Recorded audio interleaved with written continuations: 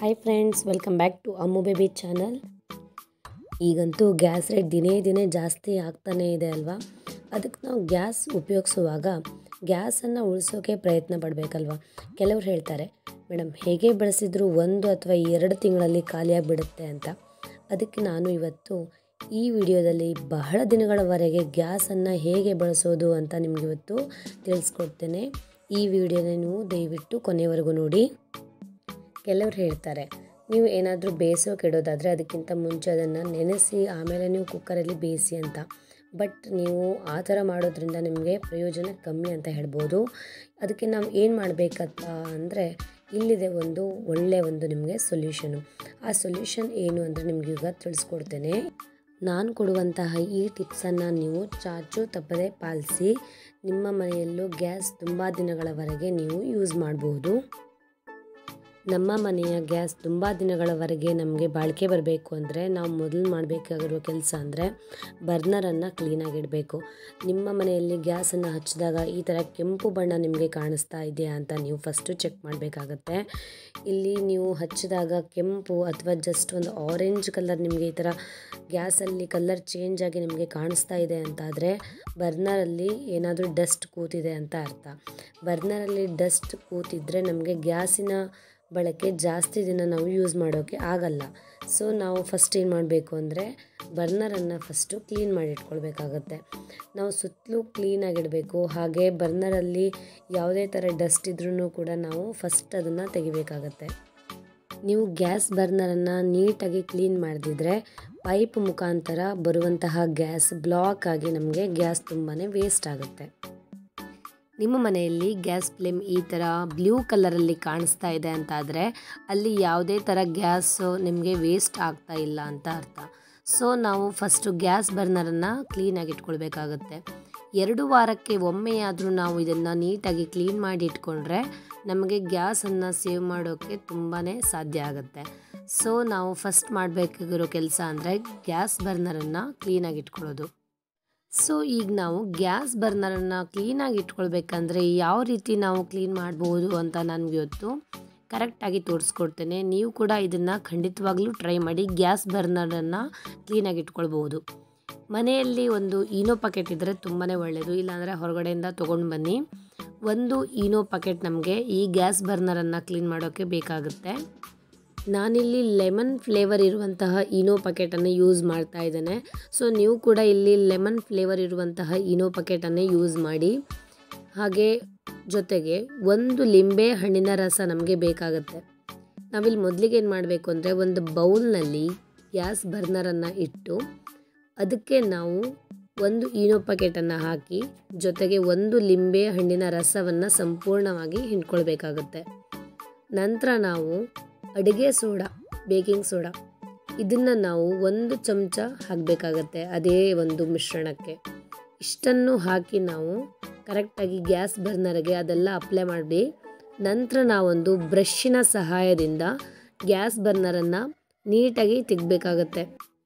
ಇದನ್ನು ಕ್ಲೀನ್ ಮಾಡೋಕ್ಕೆ ನಿಮ್ದು ಯಾವುದಾದ್ರು ಓಲ್ಡ್ ಟೂತ್ ಬ್ರಷ್ ಇದ್ದರೂ ಕೂಡ ಓಕೆ. ನೋಡಿ, ಇಲ್ಲಿ ಕ್ಲೀನ್ ಆದ ನಂತರದ ಫೋಟೋ ನಿಮಗೆ ಇಟ್ಟಿದ್ದೇನೆ. ಬ್ಲ್ಯಾಕ್ ಆಗಿರುವಂತಹ ಗ್ಯಾಸ್ ಬರ್ನರ್ ಇಷ್ಟನ್ನು ಅಪ್ಲೈ ಮಾಡಿ ನೀಟಾಗಿ ತಿಕ್ಕಿ ತೊಳೆಯೋದ್ರಿಂದ ನಮಗೆ ಕಲರ್ ಚೇಂಜ್ ಆಗಿ ಕಾಣಿಸ್ತಾ ಇದೆ ಅಲ್ವಾ. ಸಾಧ್ಯವಾದಷ್ಟು ಕ್ಲೀನ್ ಮಾಡೋಕ್ಕೆ ಪ್ರಯತ್ನ ಪಡಿ. ಮ್ಯಾಕ್ಸಿಮಮ್ ನೀವು ಟ್ರೈ ಮಾಡಿ. ಇದು ನಿಮಗೆ 1ನೇ ವಿಧಾನ ಗ್ಯಾಸ್ ಬರ್ನರ್ ಕ್ಲೀನ್ ಮಾಡೋಕ್ಕೆ. ಮತ್ತೊಂದು ವಿಧಾನ ಏನು ಅಂದರೆ ಮನೆಯಲ್ಲಿ ಹುಣಸೆ ಹಣ್ಣು ಇರುತ್ತಲ್ವ, ಈ ಹುಣಸೆ ಹಣ್ಣಿನ ಸಹಾಯದಿಂದ ನಾವು ಗ್ಯಾಸ್ ಬರ್ನರನ್ನು ಕ್ಲೀನ್ ಮಾಡ್ಬೋದು. ಈ ಥರ ಒಂದು ಬೌಲ್ಗೆ ಬಿಸಿ ನೀರನ್ನು ಹಾಕಿ ಹುಣಸೆ ಹಣ್ಣನ್ನು ನೆನೆಸಿಡಬೇಕಾಗತ್ತೆ 1 ಗಂಟೆಗಳ ಕಾಲ. ನಂತರ ನಾವು ಈ ನೀರಿನ ಸಹಾಯದಿಂದ ಬ್ರಷ್ ತೊಗೊಂಡು ನೀಟಾಗಿ ಗ್ಯಾಸ್ ಬರ್ನರ್ಗೆ ಹಾಕಿ ತಿಕ್ಕೋದ್ರಿಂದ ಗ್ಯಾಸ್ ಬರ್ನರ್ ನಮಗೆ ಕಲರ್ ಚೇಂಜ್ ಆಗುತ್ತೆ. ಅಂದರೆ ನೀಟಾಗಿ ನಮಗೆ ಕ್ಲೀನಾಗಿ ಕಾಣಿಸುತ್ತೆ. ಸೊ ಈ ಥರ ನಾವು ಕ್ಲೀನ್ ಮಾಡಿ ಇಟ್ಕೊಳ್ಬೋದು ಗ್ಯಾಸ್ ಬರ್ನರನ್ನು. ಈ ಥರ ನಾವು ಗ್ಯಾಸ್ ಬರ್ನರನ್ನು ಕ್ಲೀನ್ ಮಾಡೋದ್ರಿಂದ ನಾವು ಗ್ಯಾಸನ್ನು ತುಂಬಾ ಸೇವ್ ಮಾಡ್ಬೋದು. ನೀವು ಇವತ್ತೇ ಇದನ್ನು ಟ್ರೈ ಮಾಡಿ ಗ್ಯಾಸನ್ನು ಸೇವ್ ಮಾಡಿ.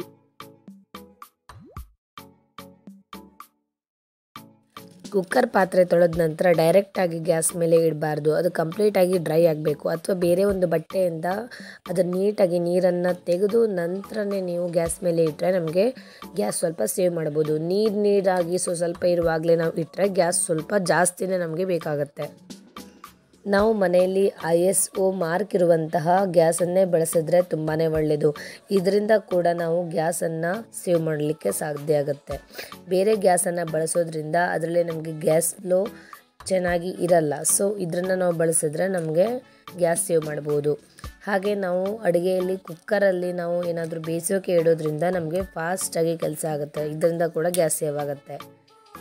ನಾವು ಏನಾದರೂ ಕುಕ್ ಮಾಡೋಕ್ಕಿಂತ ಮುಂಚೆ ಅಂದರೆ ಬೇಳೆಕಾಳುಗಳನ್ನು ಈ ಥರ ನಾವು ನೆನೆಸಿ ನಂತರ ನಾವು ಕುಕ್ ಮಾಡೋದ್ರಿಂದ ನಮಗೆ ಗ್ಯಾಸ್ ಸೇವ್ ಮಾಡ್ಬೋದು.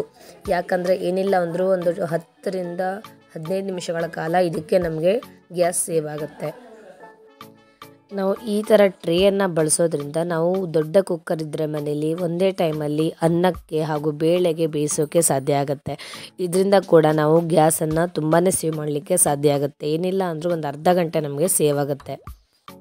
ತಣ್ಣಗಾಗಿರೋ ಆಹಾರವನ್ನು ನೀವು ಗ್ಯಾಸಲ್ಲಿ ಬಿಸಿ ಮಾಡಿದ್ರೆ ನಿಮಗೆ 10 ರಿಂದ 15 ನಿಮಿಷ ಸಿಗುತ್ತೆ.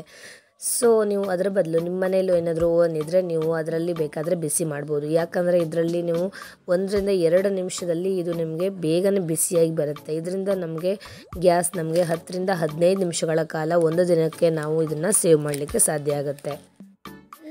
ಮನೆಯಲ್ಲಿ ನೀವು ಚಿಕನಿಂದ ಏನಾದರೂ ಐಟಮ್ ಮಾಡೋದಾದರೆ ಅದನ್ನು ನಾವು ಫಸ್ಟ್ ಈ ಥರ ಮ್ಯಾರಿನೇಟ್ ಮಾಡಿ ಫ್ರಿಜ್ಜಲ್ಲಿ ಇಡೋದ್ರಿಂದ ನಮಗೆ ಈ ಚಿಕನ್ನು ಸಾಫ್ಟಾಗಿ ರೆಡಿ ಆಗುತ್ತೆ. ಈ ಥರ ಸಾಫ್ಟಾಗಿರೋ ಈ ಒಂದು ಚಿಕನ್ ನಮಗೆ ಬೇಯೋಕ್ಕೆ ಕೇವಲ 10 ರಿಂದ 15 ನಿಮಿಷ ಸಾಕಾಗುತ್ತೆ. ಸೊ ನಾವು ಮ್ಯಾರಿನೇಟ್ ಮಾಡಿ ಆಮೇಲೆ ಯೂಸ್ ಮಾಡೋದ್ರಿಂದ ನಮ್ಮ ಮನೆಯಲ್ಲಿರೋ ಗ್ಯಾಸ್ ನಾವು ಸೇವ್ ಮಾಡ್ಬೋದು. ನೀವು ಅಡುಗೆ ಮಾಡಬೇಕಾದ್ರೆ ಈ ಥರ ನೀವು ಮುಚ್ಚಳವನ್ನು ಮುಚ್ಚಿಟ್ಟು ಬೇಯಿಸಿದ್ರೆ ನಮಗೆ ಗ್ಯಾಸನ್ನು ಸೇವ್ ಮಾಡಲಿಕ್ಕೆ ಸಾಧ್ಯ ಆಗುತ್ತೆ. ಈ ಥರ ಮುಚ್ಚಿಡದೆ ನಾವು ಡೈರೆಕ್ಟಾಗಿ ಬೇಯಿಸ್ತಾ ಇದ್ದರೆ ನಮಗೆ ಏನಿಲ್ಲ ಅಂದರೂ ಒಂದು 10 ನಿಮಿಷಗಳ ಕಾಲ ಎಕ್ಸ್ಟ್ರಾ ನಮಗೆ ಗ್ಯಾಸ್ ಬೇಕಾಗುತ್ತೆ. ಮುಚ್ಚಿಟ್ರೆ ಬೇಗನೆ ಇದು ಕುಕ್ ಆಗುತ್ತಲ್ವ. ಸೊ ನಾವು ಈ ಥರ ಒಂದು ಮುಚ್ಚಳವನ್ನು ಮುಚ್ಚಿಟ್ಟು ಅಡುಗೆ ಮಾಡುವ ಪದ್ಧತಿಯನ್ನು ಟ್ರೈ ಮಾಡಬೇಕು. ನೀವು ಅಡುಗೆ ಮಾಡಲಿಕ್ಕೆ ಶುರು ಮಾಡಿದಾಗ ಅದಕ್ಕಿಂತ ಮುಂಚೆ ನೀವು ಈ ಥರ ನಿಮಗೆ ಅಡುಗೆ ಮಾಡೋಕ್ಕೆ ಬೇಕಾಗಿರೋ ಎಲ್ಲ ಪದಾರ್ಥಗಳನ್ನು ಒಂದೇ ಜಾಗದಲ್ಲಿ ಇಟ್ಕೊಂಡ್ರೆ ನಿಮಗೆ ಫಾಸ್ಟಾಗಿ ಅಡುಗೆ ಮಾಡೋಕ್ಕೆ ಸಾಧ್ಯ ಆಗುತ್ತೆ. ಇಲ್ಲಾಂದರೆ ನೀವು ಗ್ಯಾಸನ್ನು ಇಟ್ಟು ಆಮೇಲೆ ಹುಡುಕ್ತಾ ಹೋದರೆ ನಿಮ್ಮ ಮನೇಲಿರೋ ಗ್ಯಾಸ್ ನಿಮಗೆ ತುಂಬಾ ಜಾಸ್ತಿ ಯೂಸ್ ಆಗುತ್ತೆ. ನೀವು ಫ್ರಿಜ್ಜಲ್ಲಿ ಏನಾದರೂ ತರಕಾರಿ ಅಥವಾ ಬೇರೆ ಪದಾರ್ಥಗಳನ್ನು ಇಟ್ಟು ಯೂಸ್ ಮಾಡೋದಾದರೆ 1 ಗಂಟೆಗಿಂತ ಮುಂಚೆನೇ ನೀವು ಅದನ್ನು ಫ್ರಿಜ್ಜಿಂದ ತೆಗೆದು ನಂತರ ಅದನ್ನು ಯೂಸ್ ಮಾಡಿ ಏನಾದರೂ ಬೇಯಿಸೋದಿದ್ದರೆ. ಕೊನೆಯದಾಗಿ ಈ ಥರ ಒಂದು ಫ್ಯಾಮಿಲಿ ಜೊತೆ ನಾವು ಕುತ್ಕೊಂಡು ಊಟ ಮಾಡೋದ್ರಿಂದ ಪ್ರತಿ ಸಲ ಪದಾರ್ಥಗಳನ್ನು ಬಿಸಿ ಮಾಡೋದು ತಪ್ಪುತ್ತೆ. ಒಂದೇ ಸಲ ಎಲ್ಲ ಪದಾರ್ಥಗಳನ್ನು ಬಿಸಿ ಮಾಡ್ಬೋದು. ಹಾಗೆ ಒಟ್ಟಿಗೆ ಕುತ್ಕೊಂಡು ಊಟ ಮಾಡೋದ್ರಿಂದ ಮನಸ್ಸಿಗೂ ಒಂದು ಒಳ್ಳೆ ಖುಷಿ ಸಿಗುತ್ತೆ. ಸೊ ಅದಕ್ಕೆ ನಾವು ಈ ಥರ ಒಂದು ಫ್ಯಾಮಿಲಿ ಜೊತೆ ಕುತ್ಕೊಂಡು ಎಲ್ಲರೂ ಸೇರಿ ಊಟ ಮಾಡೋದನ್ನು ರೂಢಿ ಮಾಡಿಕೊಂಡ್ರೆ ತುಂಬಾ ಒಳ್ಳೆಯದು. ನೋಡಿದ್ರಲ್ಲ ಫ್ರೆಂಡ್ಸ್, ಇವತ್ತು ನಾನು ನಿಮಗೆ ಹೇಗೆ ನಾವು ಗ್ಯಾಸನ್ನು ಸೇವ್ ಮಾಡ್ಬೋದು ಅಂತ ತಿಳಿಸ್ಕೊಟ್ಟಿದ್ದೇನೆ. ಇವತ್ತಿನ ಈ ವಿಡಿಯೋ ನಿಮಗೆ ಇಷ್ಟ ಆದರೆ ದಯವಿಟ್ಟು ಲೈಕ್ ಕೊಡೋದನ್ನು ಮರಿಬೇಡಿ. ಹಾಗೆ ನಿಮ್ಮ ಫ್ರೆಂಡ್ಸ್ ಜೊತೆ ಶೇರ್ ಮಾಡಿ. ನೀವು ನನ್ನ ಚಾನಲ್ನ ಮೊದಲನೇ ಬಾರಿ ನೋಡ್ತಿದ್ರೆ ದಯವಿಟ್ಟು ಸಬ್ಸ್ಕ್ರೈಬ್ ಬಟನನ್ನು ಕ್ಲಿಕ್ ಮಾಡಿ. ಬಾಯ್ ಫ್ರೆಂಡ್ಸ್, ಮತ್ತೆ ನಾನು ನಿಮಗೆ ಮುಂದಿನ ವಿಡಿಯೋದಲ್ಲಿ ಸಿಗ್ತೇನೆ. ಬಾಯ್ ಬಾಯ್.